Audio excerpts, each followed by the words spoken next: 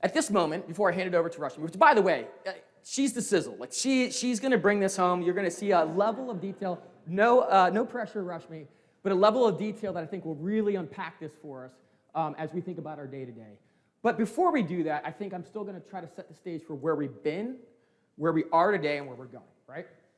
And it starts with empathy, as great marketers always are, right, are empathetic.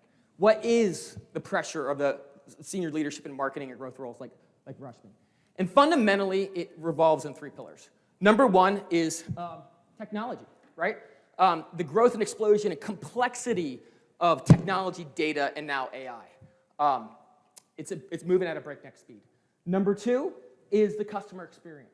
We all have Amazon accounts. We all have iPhones, right? We expect a better, more personalized experience. And last but not least is business impact. And we're going to get into that in a really specific and finite way in a moment. But these are the things that are creating the pressure for folks like Rashmi and her colleagues.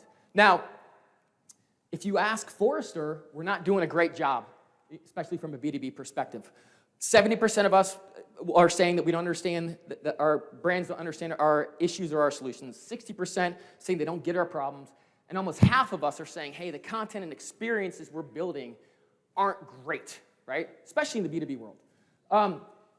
And McKinsey goes on to say that, hey, we are all seeing ourselves as consumers now, and we all have much higher expectations. And if you can't meet the moment, right, a personalized moment, we're going to go elsewhere, right? And so there's, as you can see, there's a building of pressure here. But we'll get to really seeing that pressure in a moment. When you think about it from a business impact perspective, obviously LinkedIn is saying 1 in 2 B2B growth leaders are needing to drive revenue. They're feeling more pressure, and they've got to prove their impact to the bottom line. And when you think about this article from Ad Age wanting to have influence in the C-suite, right? Chief marketing officers are feeling this impending pressure to deliver this in even shorter periods of time. So not only do you have to prove it, you got to do it faster, right? That's an additional pressure on top of us. And you got to be ridiculously data-driven and ROI-focused. Okay. So what's the result of this? And this is an anecdote. Is a lot of senior leadership in these roles are like, hey, I need to consider this work-life balance thing, and I get it. It's a lot of pressure, and that's no surprise, right? So again, that from the empathetic perspective, understanding where these folks are and the conversations that are being had. Now, what can we do? Fair enough question. You can hire agencies. No, I'm kidding. That's a commercial. I'm not doing that. No, I'm just kidding. What can you do? And this is actually stolen directly from content marketing world. And essentially, number 1 is measure effectively. We're going to get into that. Number 2 is invest in brand. Now, what's interesting, right, is you can't invest in brand in today's day and age, in my opinion, unless you are measuring effectively, because at some point you have to prove the efficacy of every dollar in produces 5 in return. And last but not least is how that generates revenue, right? This is what the peers that are outperforming from a marketing perspective are doing. Now, metrics and dashboards and insights and data and technology are awesome. We live in it. We bathe in it. I mean, this is a fun time for us, right? But we also have to understand how we make decisions, right? And how folks say yes and no to things. And a little bit of the science behind, truth, right? And the science behind trust, from a brain's perspective. So we do want to unpack the metrics that matter. But we also need to understand how we surface insights and then tell a compelling story, right? As content marketers and folks who are enabling ourselves to tell these stories to the customers we go after, it's just as important to do that for the board and executives that are actually approving our raises, right?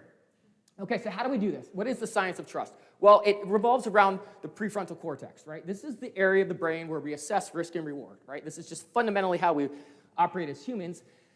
And from our perspective, the notion of clarity and being super crisp on what you're doing and why you're doing it becomes incredibly important to getting to yes, to the budget and the program that you want to put forth, right? How do you align the objectives, strategies, risks, and rewards and goals, right? How do you take on and answer questions of why and where to invest, right? You're preemptively getting in front of something that may be someone that may be a naysayer. And then last but not least is you're positioning trade-offs. You're talking about short-term versus long-term. You're talking about brand-related programs, still important, right? And performance, right? I know we love performance. Don't get me wrong, I love performance. I come from the world of finance. I love the notion of digital, but there are opportunities for us to elevate the brand that then leads to better performance. Now, once we have secured that budget, right, and we're feeling good about where we are, how do we go back to the board on a quarter-by-quarter basis, the CEO, the CFO, whoever it is, and get them to give us more, right? Well, look, that's where we're talking about storytelling and how that releases oxytocin. That's why we love movies, right? You know, it's that molecular drip, right, that allows us to feel a little bit more comfortable of the decisions that we're making. And from our perspective, the stories that matter most are, number one, around how we deliver performance from a buyer journey perspective. Top of funnel, middle funnel, bottom funnel, right? Understanding that story is going to create a tremendous amount of confidence that you understand how your buyers and your prospects are engaging with you and how you can do it better tomorrow. So we need to unpack that, right? And then secondly is how do we connect that to specific journeys? Specifically in the B2B world where there's a considered purchase, right? It's over 16 months, there's 6 decision makers. At an account level, how do we know what individuals and what roles are engaging with what content and what channels, and unpack that from an awareness and engagement perspective to pipeline and to revenue. Okay. Now, I laid it out. That's easy, right? We should be doing this tomorrow. Well, it's not. It isn't, right? And I think at this point, I'm gonna hand it over to Rashmi to really unpack how she thinks about this, some of the divide between content marketers and executives, and how we bridge that gap and get ourselves in a much better place. With that, Rashmi, how do we do it? Hey, man, we're going to talk through that. So thanks, Thad. Appreciate it. So honestly, actually, let me just first get a raise of hands. Who here is not a content marketer? Okay, all right. Know your audience, like role number one. Here, this is what I say. That is right. It's all about telling good stories. And as a CMOs and content marketers, we are all about telling stories, whether it's to our market or to our audiences. But guess what? As a CMO, we have to tell good stories to our executive team, to our C-suite, to our CEO, and to the board, right? And so the things that we need, right, in order to tell those stories is to be able to really understand what is marketing's impact on the business. What is marketing's ROI as a result of trying to drive that kind of impact? Right? So there's a series of metrics that we need. I can't just use any KPIs and metrics, right? I have to use the KPIs and metrics that actually matter to the business. And if we think about it, I'm thinking about things like, hey, what is the pipe that we're generating here today? What is our revenue attainment? Not just what marketing's contribution is, but how are we doing as a whole as a company? Right? What is that lifetime value? Oh my God, what is the customer acquisition cost to even get to the pipeline into that revenue? What is also around expansion metrics such as GRR and NRR, which is all about how do I keep that dollar and then how do I grow that dollar, right? This is the language that your CMOs are embedded in every day and trying to think about, hey, all the wonderful stuff from the strategy to the planning to execution activation, how are we actually telling this back into the boardroom? Now, that being said, what is very important is in order to do this, I need help from my team. I need help from the different departments in my team in order to bring back the metrics and KPIs so that I could start building that type of story. And as Thad, mentioned, having done this twice, having the honor of being a 2-time CMO at high growth Series C and D SaaS companies, I'll tell you, I've had my share of board meetings. Some have gone well, some have not. And what I've learned through that experience is that fact, geez, I really need to be able to be a bridge, a connector across my team and try and take all the wonderful work that you're doing and translate that into a story that I could tell to my board. Now, the question is, now that we're talking about, and we're here at Content Marketing World, you're all content marketers, I'm gonna choose the content marketing metrics that you guys care about, right? And so I actually talked to our own content director, Eric, who is a badass content marketer, love his work, great guy, knows his stuff, been doing it for ages. And he and I had a chat as I was preparing for this talk, and I said, hey, correct me if I'm wrong, but what are the metrics that you care about? And he goes, yeah, well, we're gonna care about page views, and we're gonna take unique page views, and then we're gonna care about time on page, and then I've seen the dashboards, I've seen the reports, we've all have it, you guys all build it, right, when you're being asked to do so. You see that page, you see all the campaigns and the landing pages, I see all the page views on there, I see which one's ranking, I see the CTR, okay, now we're talking about a metric, Great, awesome, CTR. But one thing I don't know is what is the impact that it's actually having on the business. Now, super important to use these metrics for you guys so that you understand, hey, is my messaging resonating? Am I driving engagement? Are there tweaks that I need to make? Is there something somebody likes more versus less? But at the same time, when you're bringing that back to a CMO, it oftentimes feels like when we're trying to ask that question, are we delivering impact? Are we getting ROI? You could see how we could easily talk past each other to the point where I've got my metrics, you've got your metrics. Sometimes it feels like we're talking a completely different language, right? So the key here is how can we bridge that divide so we can actually connect the dots, right? Actually connect the dots that serve both your CMO and yourselves so that we can really properly tell the story of the impact that marketings have on the business. Okay, so first off, we know, and this is exactly from our beloved Content Marketing Institute, that content marketing has a strong impact to revenue and sales. What this next set of slides I'm going to go through is how can we show that better? And in fact, we know that content marketing is important as years over years. You probably saw that spike happen during the pandemic, right? Content creation went way up through the roof. Everybody was consuming digitally. You didn't have the opportunity to meet face-to-face and tell your story. You had to do it digitally. Content marketing went straight up, right? Now what we're trying to see here, though, is how can we answer certain questions so that we can actually deliver and tell the story of impact? And we're gonna do this. This is great. We all want to do this, but how do we do it? I'm going to break this problem up into parts, okay? And the parts that we should think about this is, how do we tell the story across three, kind of answer these questions better? One is, what is content marketing's contribution to brand awareness? Who here today has that nailed down and can tell that story? Oh, I see tentatively a couple hands. Okay.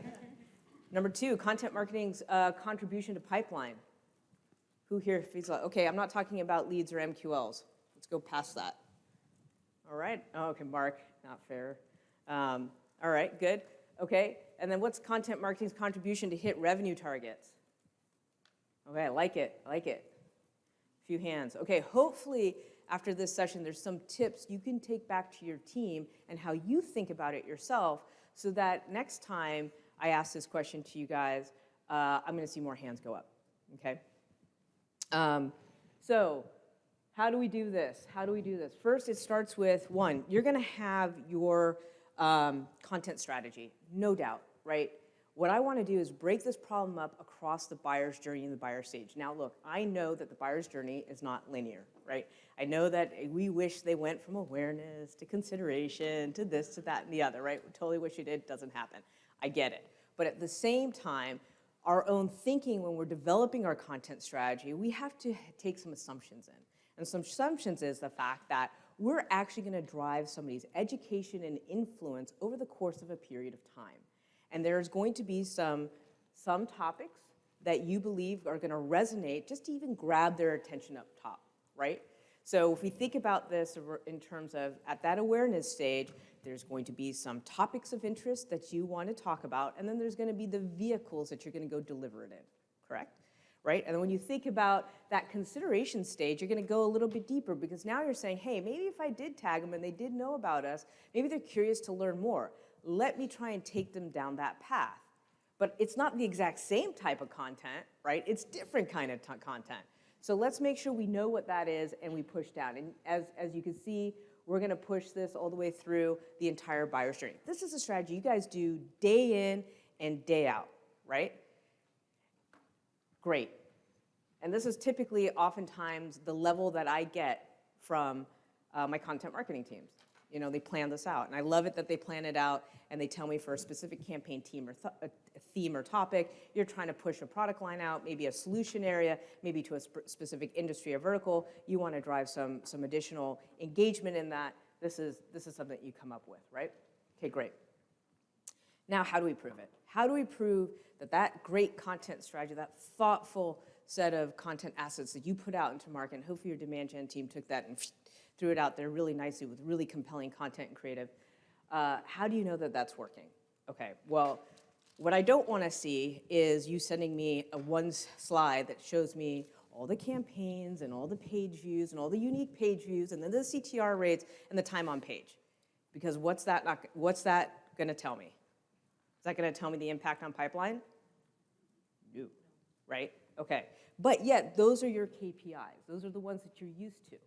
So now what we have to start thinking about is, okay, first let's take those KPIs and understand how they relate to the awareness stage. That if that is what your goal is, relate it back to that stage and say, hey, have we even reached the people that we're interested in? And not just an individual, but the account overall. How many people here are in B2B marketing? Okay, great. How many people here think that they only have one person who is making the decision in their in the buying kind of process? No. How many people here think it's more of a buying group or a buying committee? Correct. That's exactly right. I love seeing that. It is. Today's world, you are alone, a great sample size of what you're seeing today, and the fact that it does take multiple people, from that economic buyer to the decision maker, to the influencer, to the other stakeholders in the organization, to come rally together to make a decision on whether or not they want to buy your product, right? So thinking about it from an account point of view is going to be very important. When we think about that consideration phase, okay, you might have some similar type of metrics that you're used to using, but now let's try and think about what that means through what we would call account engagement. Are you seeing more activity, not just from that one lead or MQL, but are you seeing more activity around that account? And then as you progress through from decision to purchase, right, what you want to now take a look at are things like, what was the level of engagement pre-opportunity creation? Pre-opportunity creation. Does everybody here understand what I mean by opportunity creation? Yeah? I love that. Who said no? Okay, great. Thank you for being bold and saying no. Opportunity creation means this is the point in which that prospect turns into a qualified pipeline opportunity deemed by sales. So sales have actually met with the prospect, has gone through a battery of questions and conversations, and has determined, yes, we now think this is a viable candidate to move down and potentially become a customer. This is very important for marketers to understand opportunity creation, because what it tells you is, did all the licks get to the center of that Tootsie Pop, right? Okay, great. Then the second part is, once opportunity is created, is our job done as a marketing unit? No, that's right, absolutely not. What happens next is, how many more licks does it take to actually finish the lollipop and get it out, right? Get it done. So that's closed one in this instance. So really important, when you take this concept now, when you break it down into parts across the buyer's journey, now you'll get a better sense of how effective the campaign, your content strategy is to hit the goals. Now, other things you can start doing as well, and these are creative questions you should be asking yourselves, are, okay, how many people are actually within the account is engaging, right? What content did they actually like? Was there a specific title or persona that liked some type of content versus other type of content? How large is the average buyer size or community that is engaging in the account and therefore consuming the great work that you're all producing, right? Okay, so very simply put, how do we create this bridge? How do we connect the dots? Okay, you've got your content KPIs, right? You understand that, hey, we got to think about this in stages of a buyer's journey. But the way to get there is consider every interaction as a touch point, and that the touch point now is going to relate back to, hey, is this an account reached? Is this an account engaged, right? Are we getting to op creation, and then what's happening, how many touches post-op creation that gets you to closed one? Now we're creating the bridge. We have a question in the back.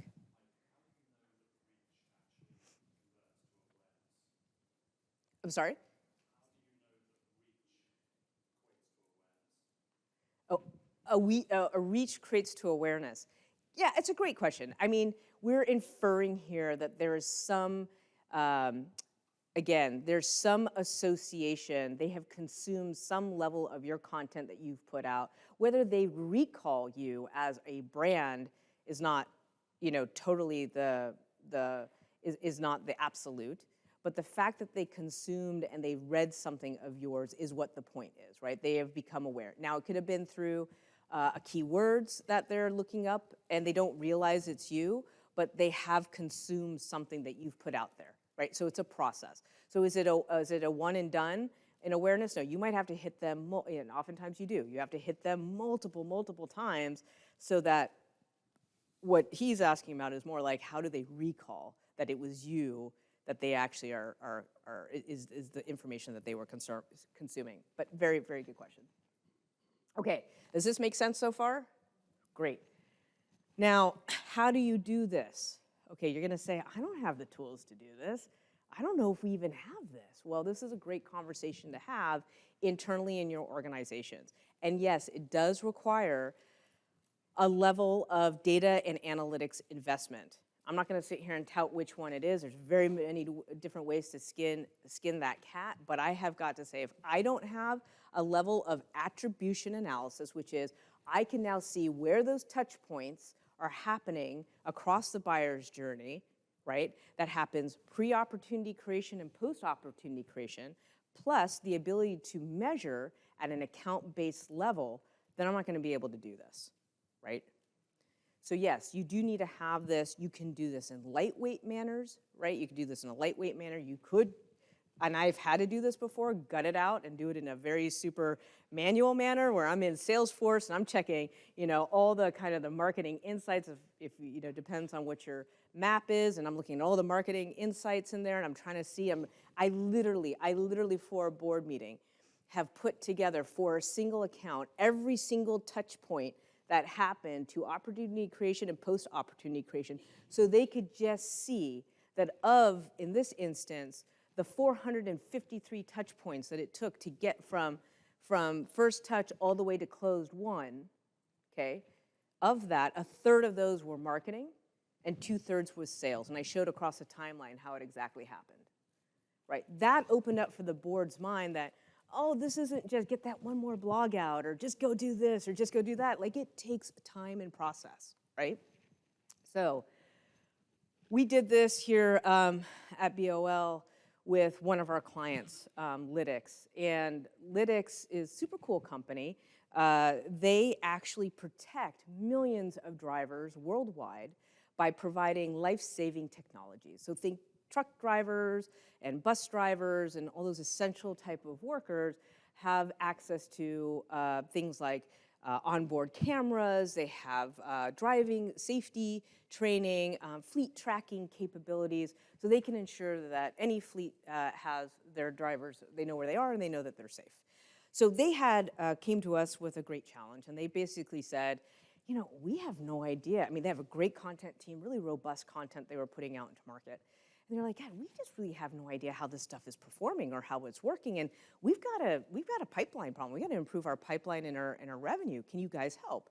And we said, well, for sure. And so because they had great content and they were constantly thinking about ideas and really good messaging, et cetera, we're like, well, how can we help them really kind of break this up into parts and say, where are you performing well, where are you not? Well, given that they had a hard time even analyzing how they were performing, that was a hard set of recommendations to give. So first off, apply the same analytics approach to them that I'm recommending here. One is start with that attribution analysis, have a now account-based measurement. Now, does that mean you have to do full-on account-based marketing? No, I'm talking about measurement in this instance, right? They had a ton of content. What we applied to them was what I would call kind of account-based content strategy tied with really smart SEO, okay? And we applied that at different stages of the funnel, specifically around that middle of funnel and bottom of funnel practice. And what it looked like, and this is just an example, is they took all that content that they had, they really kind of laid it out across their buyer's journey. This is what I would call, when I first showed you what that strategy, content strategy should look like, clearly labeled out what content that they wanted across, and we helped them to say, this is how we would activate this for you into the different channels, and it became clear on what to do, okay? Now the question is, how did it perform? This next part around this was around being able to say, let's help you take all that activity, translate it into an attribution analysis, an account-based measurement approach. Bring your data in from your marketing automation platform, your MAP, and your CRM, right? We also had an additional set of kind of intent type of data that we could use to see what was happening. We put that all into our own data warehouse and our own attribution analysis capabilities. And then what we were now able to do was tell this story. This is a story that you see here that they have not been able to tell until this point in time, which is by running an ABM content strategy against your middle and bottom of funnel, which was based on the keywords that we know that those accounts really care about, and we had content personalized to those keywords, right? So it was very relevant. We drove a 300% increase in engagement, right? We also saw an uplift in conversion from that initial account list to actual MQA as a marketing qualified account. It's just that step before something gets into, that we hand it over to sales and sales works it, and then they turn it into qualified opportunities. And then 75% of any new pipeline opportunities was actually influenced by this ABM content strategy. Now that's a story I can go tell. I can say, we ran a campaign, right, that cost this much money, that had this type of impact, and we can continue now to ask for $1 more so that we can do more. Right? Now, the other key point is like, oh yeah, prove it, show me, like help me understand. Being able to take it at the aggregate and bring it down to the account level is also very important because every account can be a little different.